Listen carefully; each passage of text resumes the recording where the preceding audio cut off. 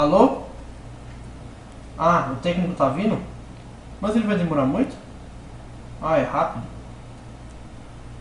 Tá bom. Tchau. Tem que esperar agora esse técnico pra me ver as pequenas da hora. O Severino, agora o Severino tá tocando aí, botei aí. Alô? Severino? Ah, o técnico tá aí? Da Netconha? Tá bom. Pode subir. Oi, Eduardo. Da hora? Da hora. Pô, quem é esse? Eu sou o técnico, vi alguma na internet, você. O seu Tarso. Entrei. Então aqui, ó. Opa, a gente tá conectando a internet aqui.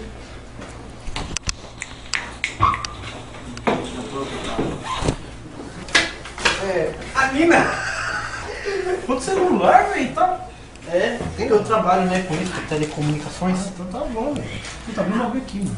Deixar minha lupa aqui, né? Nunca vai te ver, mano. É sério, você deu bem, tio.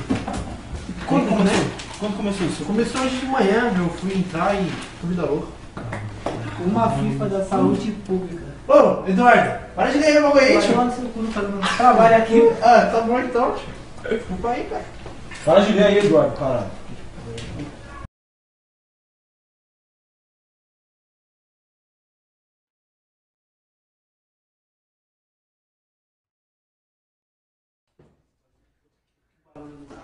Ou foi mal, foi que eu bati aqui, né? Ah, tá bom, você escorregou, né? Não, quase isso. Vira, Cara, deixa. Porra. Vou ver a caneta aqui. Você tá no Google, né? É, no Google. O quê? Ah, tá. Mano, você tá indo aí essa porra? Vai pra lá, mano. Ô, pode bater nele, mano. Moleque do caralho. Ô, pode viver aí, estacionou de tipo caminho do.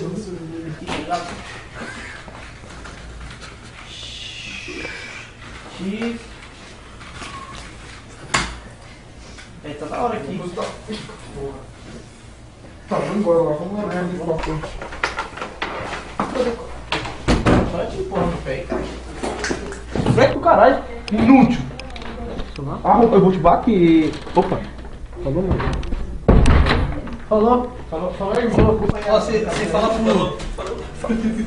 Você fala pro Severino lá que eu despequei você, tá? Não, pode pá. Falou, mãe.